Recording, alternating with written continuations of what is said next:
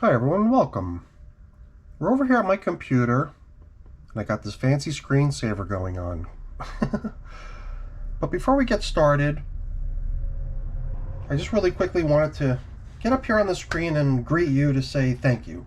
Because today is November the 8th, and it was 5 years ago today, on November the 8th, that I created my very first video on worm composting, and my main reason for doing so was because I was a complete novice at the whole thing, and I was really turning to you, the viewers, for input on how to handle my very first harvest and launch of new bins. And at that point I was kind of going on a lot of information that I'd gathered from people's videos that I'd watched on YouTube, but I wanted to put my own experiences out there so that I can get feedback and input and have people tell me where I was messing things up and let me know what I was doing right and wrong.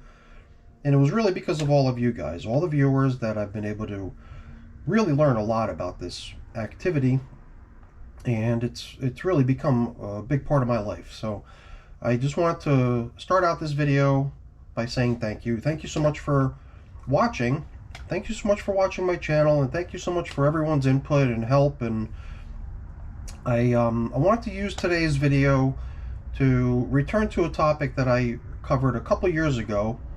There was a lot of interest in my tracking spreadsheet, so I did a demonstration of that, but I wasn't really satisfied with the way that worked out. It was sort of a screen capture, and it didn't display everything that was happening. It didn't show my mouse, it didn't show when I was pulling down menus.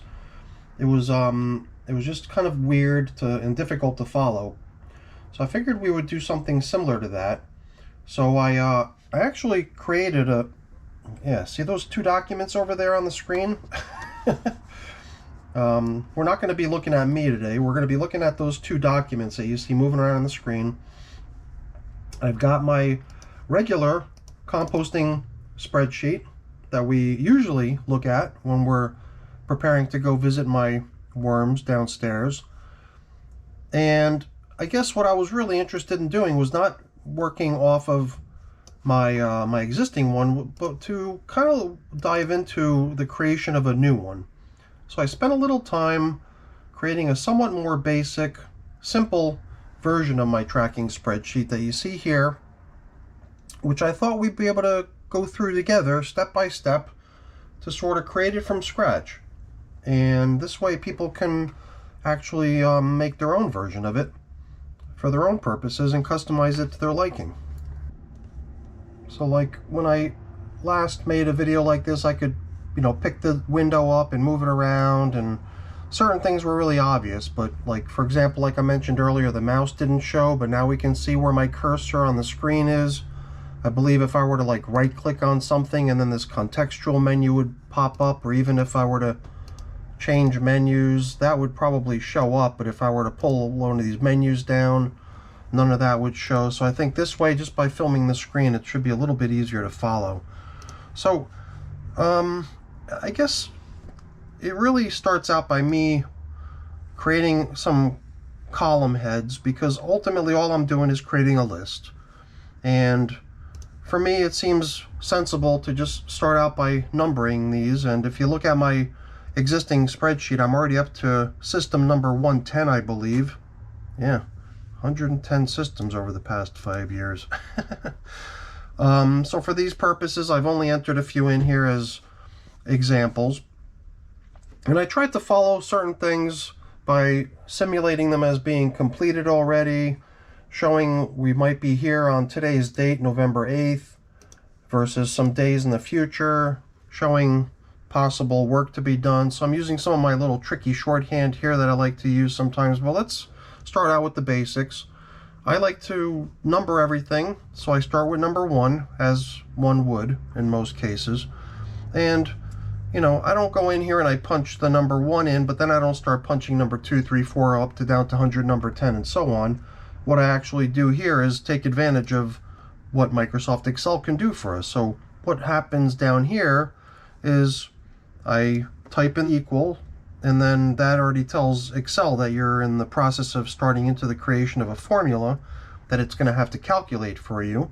So in this case, it's one of the more simple ones where you create a counter that says, well, whatever this is, it's going to equal whatever's in the box above it. So you click in there, and then it gives you B6 is how you refer to a cell in Excel. The value of what's in here is going to be whatever's in B6. Here I'm punching in the plus symbol for addition, and then I'm adding the number 1 to it. And as soon as I hit enter, the calculated value is no longer B6 plus 1. Now it's actually the value of 1 plus 1. And then the nice thing about that is I can actually click here, and that little green thing that you see in the lower left corner is what they call a handle or a grip or whatever.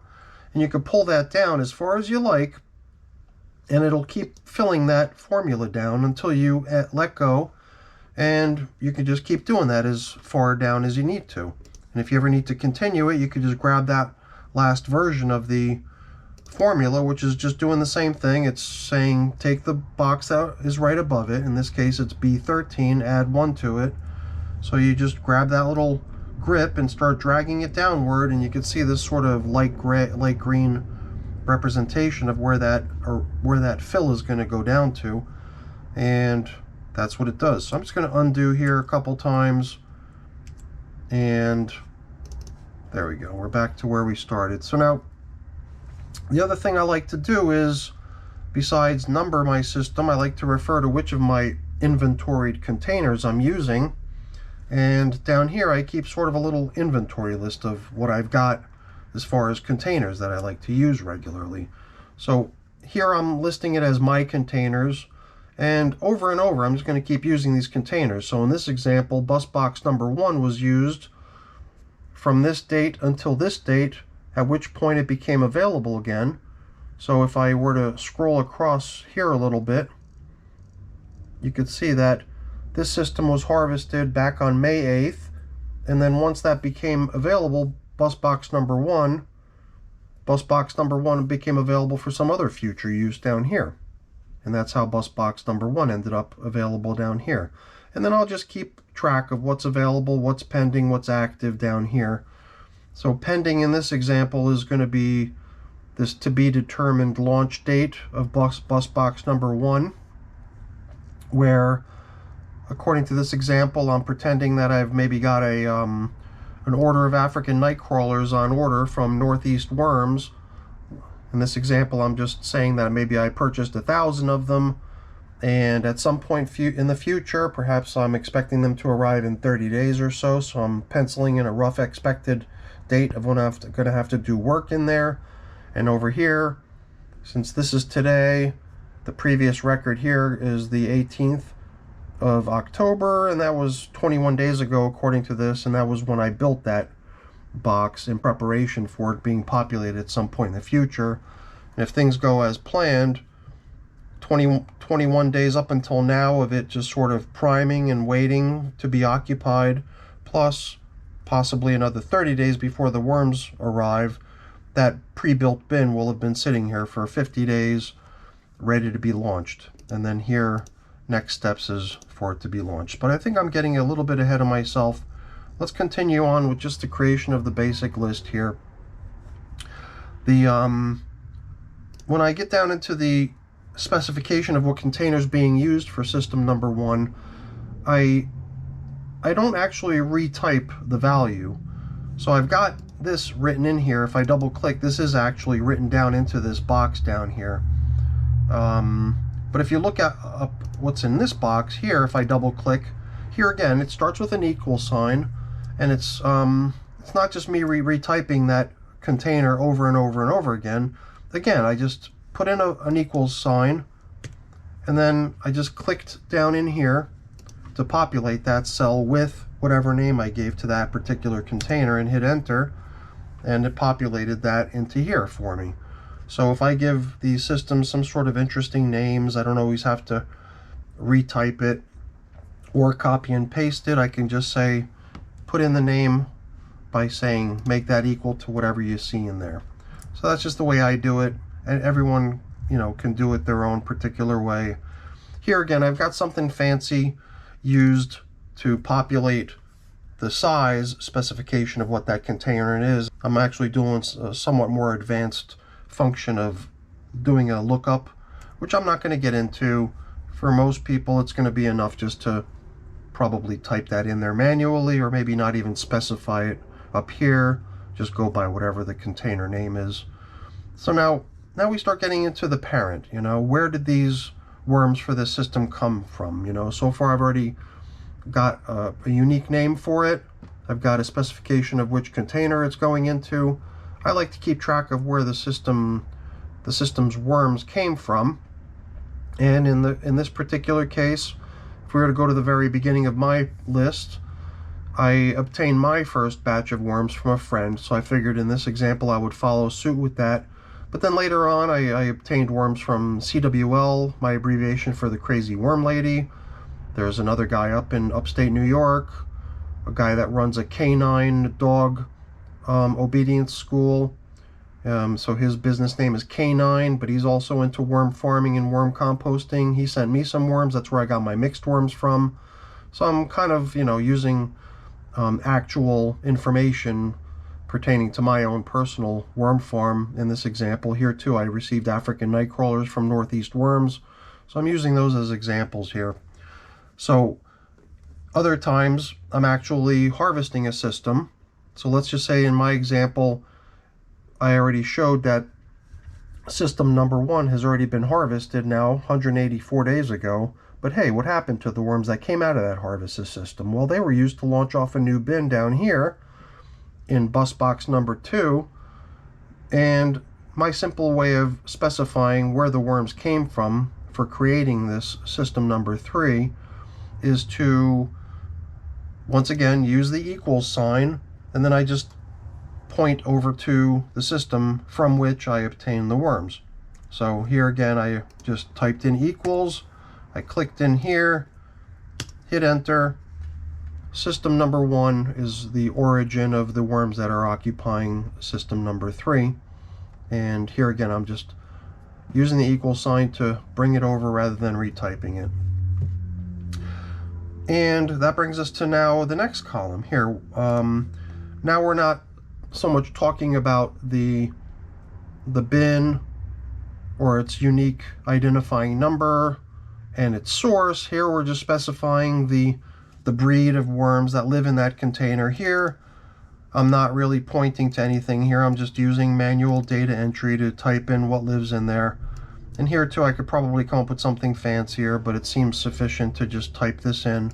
Here again, I could probably do something similar to what I did here, some sort of a lookup that says, hey, if you see, do a lookup here for number 2, and if you see number 2 here, pull in whatever you find over in column blah blah blah and punch it in here. So I just didn't want to get that fancy. I'm not even sure how that would work exactly, so I'm being a little bit more simple here. I like to try to keep track of how many worms I think I have in my systems. I didn't always do this. It was a recent addition. So if we were to go into my example, the worm count information only tracks back to a certain point in time prior to which it didn't really exist. So yeah, you could see this only started sort of showing up on the scene a little bit, and then more recently I've been a little bit more consistent on making sure that I try to keep track of a best estimate on how many worms occupy any given system when I launch it. There again, that's my own personal preference. Some people might not even be interested in knowing what information or how many worms occupy their bins. Me, I just like to be curious about those sort of things and keep track of those sort of things. Perhaps someday enabling me to see a difference, in terms of how many I started with and how many I pulled out of there, giving me a sense of how many worms the system grew by over that period of time. So there again, just little bits of info. Here again, start dates, end dates. Here too, this is a new information that I didn't really capture in my spreadsheet up until most recently, but I actually took the time to add these 2 columns into my spreadsheet just a couple months ago. It was pretty a new addition to my spreadsheet, but I figured in this example we would go ahead and we would include it in this example. So now we start getting into information more specific to the upkeep and maintenance of the systems and the specific days that work was done. in this side of the spreadsheet, and then this side of the spreadsheet's really more about the details about the given system. So you might have noticed I'm able to scroll left and right and even up and down, but certain things stay static here, right? So this information about the system remains no matter how far I scroll left and right. And then even going through the list, if I'm down at system number 110, I can get all the way down into my list regardless of how low I am, but certain column heads remain here. So to do that, it's pretty easy, but I'm going to turn it off on this spreadsheet first before we show how that's done, just so I can repeat it, because you can only do it once, and that's basically by going into the view and unfreezing the panes. So I've gone ahead and I unfreezed the panes, but basically when you freeze panes, you're creating little dividers, and then each component of that frozen pane can either move to the right or under it, and what's on top and to the left of it will remain in place. So the way to specify where that should occur is at the spot where you want the scrolling section of it to begin. So here would be in the first column where dates begin to appear, as well as the first row where entries begin to appear under the column heads. So I position my cursor in that cell and clicked there to make that cell active. So I'm in J6 right now, and J6 is also listed there as the active cell. And then you go back up into the view menu here and you pick freeze panes. And by doing so, you might have noticed it was a little bit subtle, but a very faint little divider line showed up here, and it's actually a little bit more prominent as opposed to the more faint dividers between the column heads here. Here it goes all the way up to the top, and here too you can see a somewhat darker line. And now you can actually scroll up and down, and stuff will stay put to a certain point, the stuff that you want to see every time without it scrolling off the screen, and get down into the heart of the information that's relative to what you're looking at today. Because what might be off to the far left here might be really old historical information, what might be high up there might be old historical information, and that's how I maintain it. So I'm always kind of in the lower right hand corner of my overall grid, zoomed in tight so I could see everything nice and easily, and the stuff that's not so important might just be scrolled off the screen either upwards or to the left.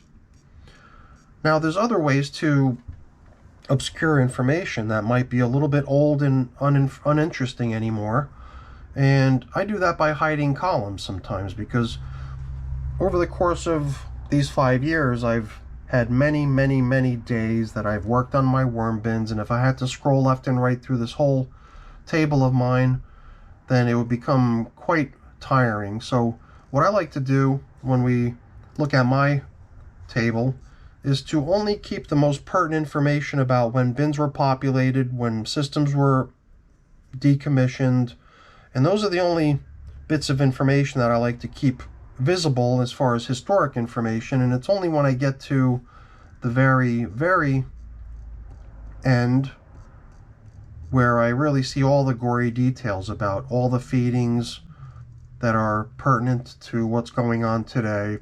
Yeah, you can see that my my table is quite large when it comes to scrolling down and scrolling to the right, and that's with most of the columns hidden. Now you see little dividing lines over here that are much darker versus the dividing lines over here that are a little bit more faint. That represents hidden columns, and it's pretty easy to hide a column, and I usually represent which columns I want to keep versus which ones I want to hide by putting a little dot, a little period into those column heads to show that I want to keep this column visible at all times because there's a pertinent piece of information about that system in terms of when it was populated or when it was harvested. So if a system was populated on a given day, I want to pin that out and always have it visible. Likewise with harvesting of systems. But if the only thing that happened on a given day was a feeding, for example here, a lot of times I'll just go in there and I'll right click on the column head, and by column head I'm referring to the letter M, and by right clicking it gives me a number of options that I could do to that column, one of which is the hide. So column H no, I mean column M, I'm sorry, is now hidden by me having selected the hide command. And you can see that darker divider in between L and N. So J, K, L, no M, N, O, P, etc. so on. And then here too, this is pinned because of it being populated, but with only feedings happening on this day, and then subsequent feedings being logged already, this historic information seems uninteresting also. So the way I would record keep there is to hide that and hide this as well. And then I would eventually get to what appears to be the last entry for that system, the most recent feeding, and keep that around so that I can see what's going on there until such a time that I've got some sort of newer, more pertinent information about that system that's been logged already, and then I'll go ahead and hide that. So here it seems like certain things can be hidden here as well, since it was just routine feedings that were already followed up with by other activities, and these can all be hidden. Now I've also got another sort of similar shorthand pinning designation by saying a double pin there means I want to keep that pinned for a somewhat longer period of time just for reference, but at some point I'm going to want to hide that as well. And the sort of things that I designate this way are things such as the build of a bin, perhaps the beginning of a horizontal migration, and other things. But at some point, once the horizontal migration is complete, or perhaps after the bin has been populated, after the build information and the days counted about that build date is no longer very interesting, I'll probably hide those as well. But for demonstration purposes, they're still visible here. Now, I guess another to-do I usually include before I hide any information is that I don't want to have information hidden that's still calculating on non-static information. Does that make sense? So yeah, so what I'll usually want to do is I'll want to, for example, take this build date and make sure that it's pinned to some sort of a static entered date. So here, this is 20 days that starts on the 28th of September, ends on the 18th of October, and that counts the 20 days in between those two dates. And that's by subtracting what's in T5 from what's in V5. So the bigger number minus the smaller number ends up a number of days. And then surrounding the calculated value, V5 minus T5, I've also got some other tricky stuff in here which enables me to just sort of include text around the calculated number 20 that we saw in there. So the way this ends up becoming built, open parentheses, 20, close parentheses, is by punching in what I want, separating it with an ampersand, putting in the calculation here, again separating it with an ampersand, and then once again nesting the next little piece of text. So it's text, calculated value text, with ampersands separating each of those. And that's how I come up with stuff like that. Now, what do I mean when I have stuff calculating off of pinned dates versus, for example, here, where I'm calculating off of dynamic dates? So now, the value of today changes. If I were to open this spreadsheet today, I would no longer see the 8th of November in here. I would see the 9th of November. And the way I achieve that is by using another formula called the today command. So it's just today, open parentheses, close parentheses, and if you use that, it's going to always figure out what today's date and put that in there for you. And then I have certain calculations that look at today's date and tell me information relative to today's date, such as how long ago I built this bin. So if I double click here, the number in here, that number 20 that we saw earlier, I'm rather 21, is really today's date minus the start date. So here we get that 21 by subtracting these two dates. But at some point when I launch the bin, there will have only been so many days that the system went from being built to being populated. Let's just say, for example, I end up populating it over here. Oops. Sorry. Populated, right? So as soon as I know that the system was populated here, I'm no longer counting how long the system's been sitting around waiting to get populated. At this point, I would simply take the value of whatever is in Z5 and replace it with whatever is in Y5. And I just do that by grabbing the blue box and dragging it over to the static date and entering it. And according to this, if it was built on the 18th of October and it was launched off on the 8th of December, 51 days passed after the day was built, and then at that point I would probably hide that column. But since this is pinned out because there's other pertinent information here, specifically the population or harvesting of another system, this column would remain visible. And maybe just to keep things looking a little bit tidy, you might have seen it in my example here too. Sometimes I pin out this date here, August 21st, because there was a haul out done on that day, and I want to keep that there because it marks the end of that system. On that same day, I went ahead and I added worms from that haul out. I also maybe did some other stuff, feedings and stuff like that, but then I gray out the text there because it's not as pertinent, I believe, to have other little bits of information resting out here. Here's another example of it.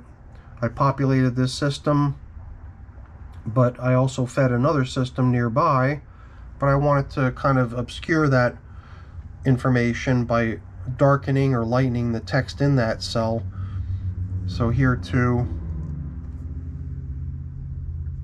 for whatever reason, yeah, that's what it is. So you can see this double pin is specific to the feeding of the whole cantaloupe for the time lapse, which I imagined at some point obscuring, but for now it's still showing as a double pinned column because I didn't know how long that time lapse counter would go.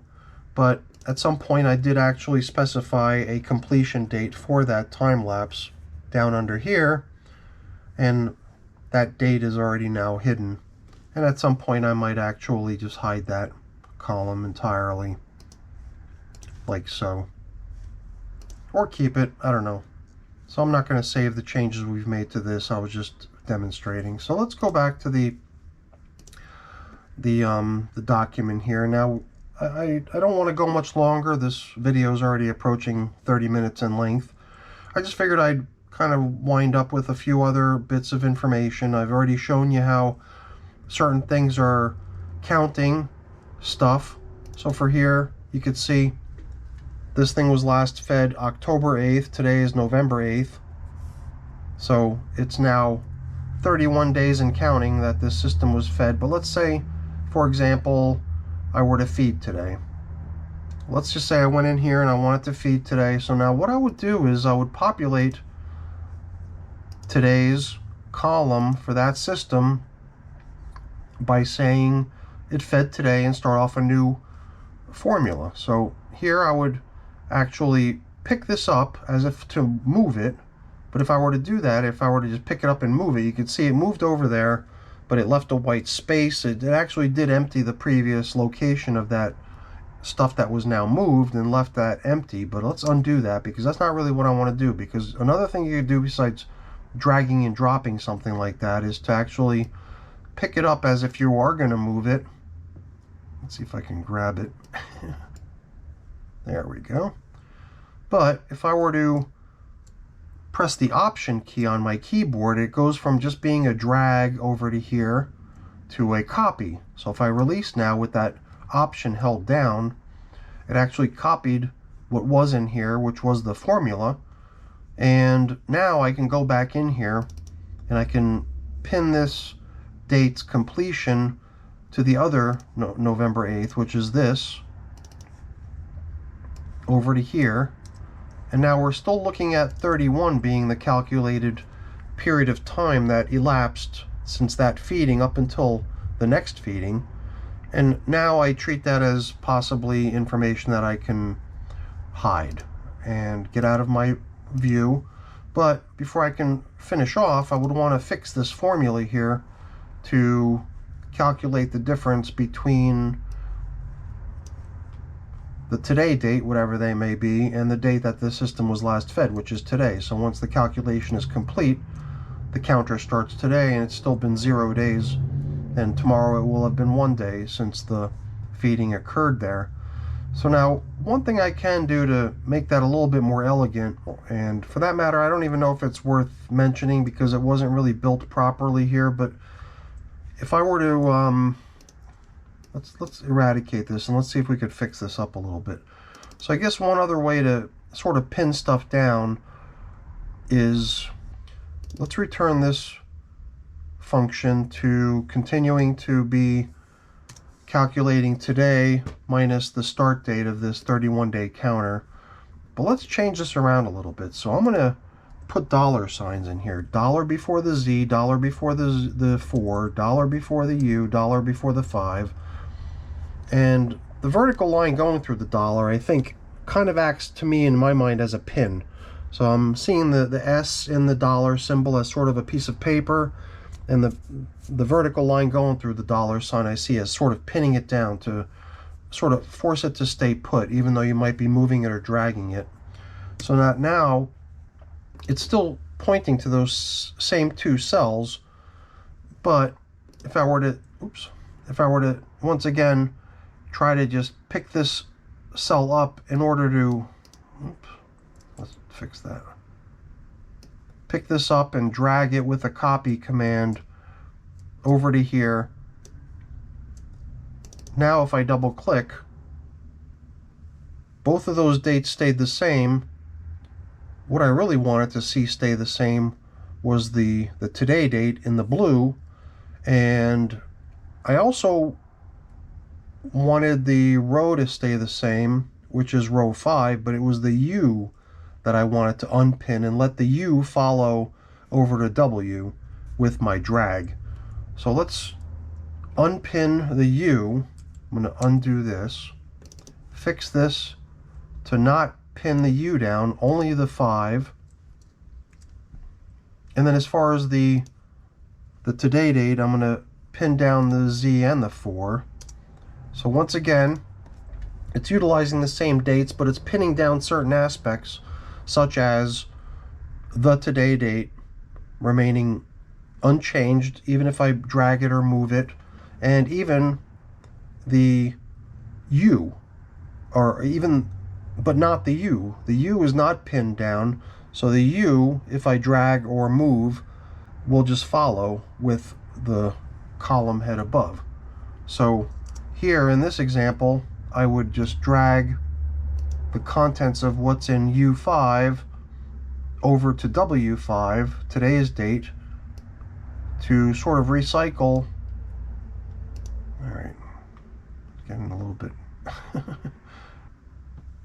to recycle the formula, but now you can see it's 0 because if I double click now, the drag didn't allow both of these to get dragged over. It sort of forced this to stay put because it was pinned down, but the U was permitted to change to W because of the being dragged over or copied over, since it wasn't pinned down. Again, that's kind of a weird thing that it took me a while to get the hang of.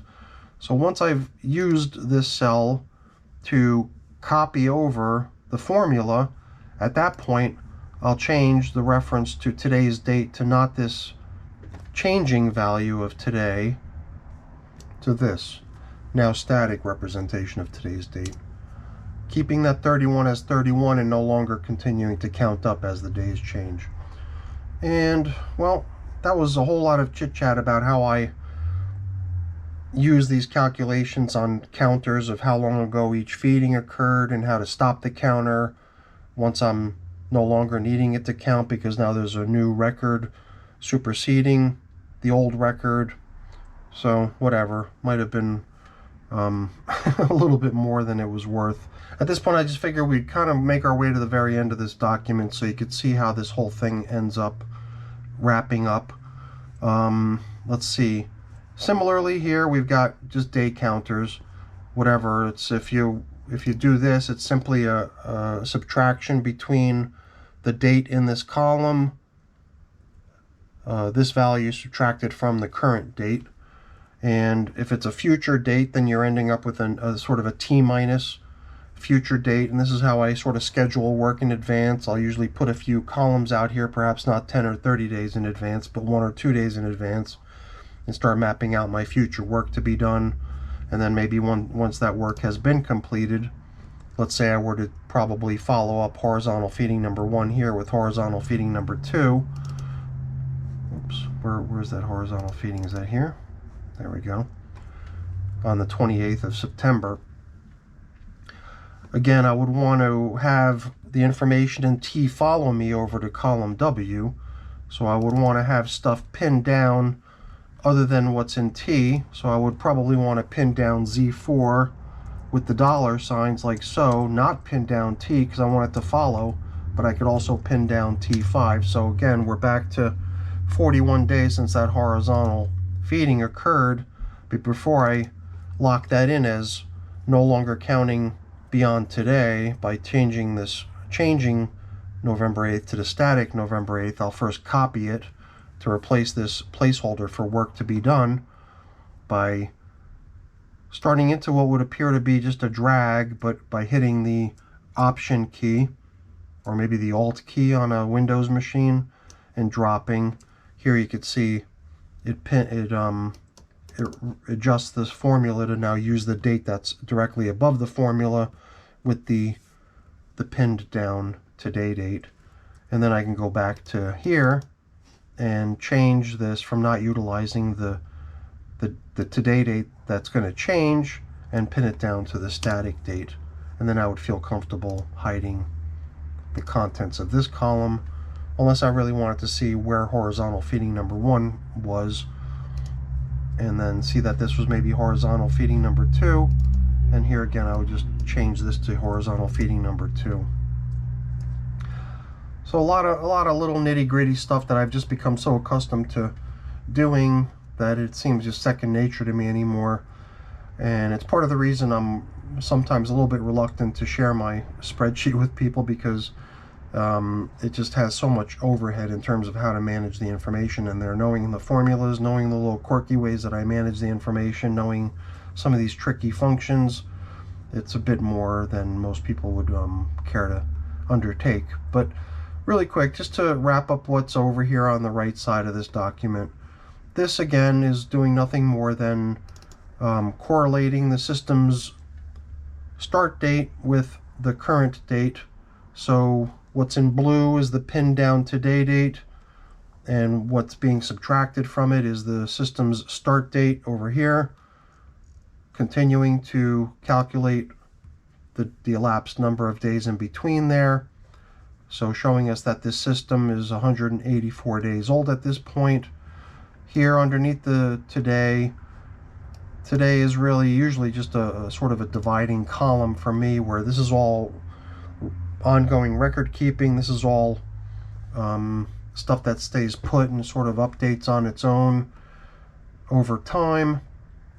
And here I just put some notes out. So this system here at this point, if it's in the process of horizontal migration, it might be due for harvest soon, and that's why harvest is listed as being possibly next steps for the system. Or in this case, maybe since it's now 140 some odd days old, maybe I would want to at some point also start a horizontal migration to try to get the worms out of there at some point. Or maybe separate the worms in some other way, depending on how you prefer to do things. Here, if now I'm only dealing with a 21-day-old system that has maybe not even been fed yet, not even once, this to-do item coming up might just be a routine feeding for it. And over here, the last couple bits of information is a feedings counter, which I think comes in pretty handy sometimes.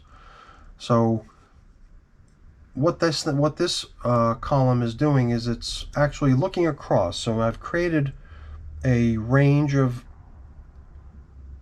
data for this COUNTIF command to look at and look for something specific, such as the 3 letters FED. So if I see the criteria FED somewhere within this range, which is the blue outlined box, it just counts it. So it counts it if this criteria is met within this range, if that makes sense. So if, oops, let's cancel that. So if anywhere else within this range in this blue box the word fed were to appear any other times, if I were to feed here, watch that number. It went from 4 to 5. If I were to feed yet again over there, that counts 6, so on and so forth. So this is really just keeping track of all the feedings that happen within a system for me by using the COUNTIF command, using fed as the criteria and putting those asterisks on either side as wildcards so that I can have things either before or after fed or nothing, and it would still consider that as something to be counted, as in the example here, where horizontally fed number 2 also counts as something to be counted, even though it's surrounded by other stuff besides just the letters FED.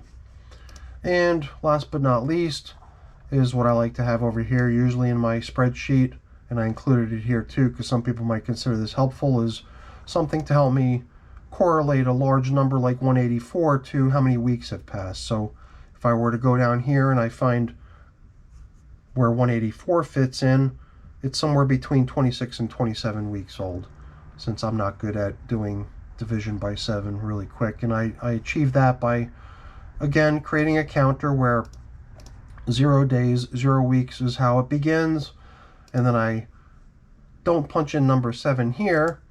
What I do instead is I say look above and add 7 to it, and then I follow through with just copying that down. Same thing here, but I'm not adding 7 to it, I'm adding 1 here. For every 7, we're stepping up a week. Now that we're at 14, now we're at 2 weeks, and so on and so forth. So those two counters progress up as the weeks and days build up. So I think that pretty much takes us to where I had intended to get to today with this video. It should be interesting trying to cut out all the portions of this that were screw-ups. Hopefully I'm able to make a nice, smooth, continuous, interesting video out of this. But I think we're kind of at the end now, so I think I'm gonna bid farewell with that. Once again, let me just say thank you. Thank you so much for watching. As always, please don't forget to leave me a quick thumbs up before you go. That's always really appreciated. And consider subscribing to the channel too if you haven't done so already. All right, everyone, have a great day. Thanks so much for watching. Bye-bye.